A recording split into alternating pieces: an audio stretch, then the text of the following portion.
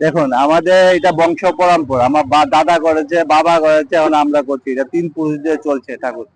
ঠিক আছে, এখন এখন আমি করছি আগে 20 বছর ধরে। ঠিক আছে, এখন ঠাকুর সহ এখন এই ঠাকুরের কাজ করছি 20 বছর ধরে। 20 বছরের মধ্যে আমরা কোনো গভর্নমেন্টের সাহায্য পাইনি, এইটাই আমাদের সমস্যা। গভর্নমেন্ট সাহায্য করে আমরা উপকৃত হতাম।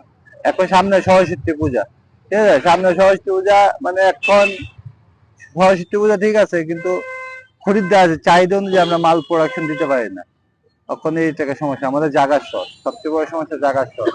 তারপরে আর একটা সমস্যা হচ্ছে লেবার কস্টিং বেশি, জিনিসপত্রের দাম বেশি, যার জন্য আমরা ঠাকুর বিক্রি করতে একটু হিমশিম খাচ্ছি।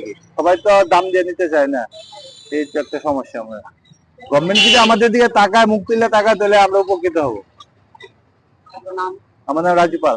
আগের তুলনায় এখন কেমন, মানে আগের তুলনায় বেচা বিক্রি ভালো আছে, কিন্তু ভালো থাকবে কি হবে, কিন্তু জিনিসপত্রের দাম তো ওই একই গিয়ে পড়ে। আগে আসতে 10 বছর আগে যে রেট পড়ছে এখন একই রেট, কিন্তু জিনিসপত্রের দাম কম্পেয়ার করলে একই। আগামী 3 তারিখ সরস্বতী পূজা। এখন তো যা বানিয়েছি তা প্রায় 75% বিক্রি হয়ে গেছে, আর বাকি 25% দেখা যায় কি হয়। আরো অর্ডার আসতে পারে যে এখন তো আমরা অর্ডার নিবো না, কেন কি একটা টাইম শর্ট, কাজ করতে হইব তো। এটা তো এমন না যে হট করে মেশিন টিপ দিলে হয়ে যাবে, এটা তো এমন না। আমি 40টা বানাইতেছি। আমি 10-15 বছর।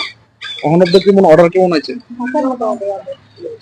কেমন রেট কেমন চলতো তখন, আগের থেকে কি কম না? আগের থেকে জিনিসপত্রের দাম কম, মূর্তির দাম বাড়ে না। জিনিসপত্রের দাম বাড়ে, মূর্তির দাম বাড়ে না।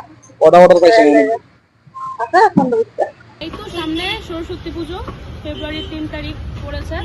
তো আমরা ল কলেজের স্টুডেন্টস, তো কলেজে তো সববারই পুজো হয়, খুব বড় করে হয়। তো ওই মুহূর্তে অর্ডার করতে আসে এখানে।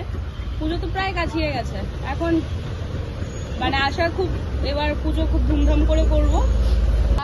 অ্যাভারেজ তো ঠিকই আছে, কারণ এখন তো সবকিছু ডিমান্ড বেশি, রেটও বাড়ছে, তো এই তুলনাতে একটু বাড়বে, বাট অ্যাভারেজে ঠিকই আছে।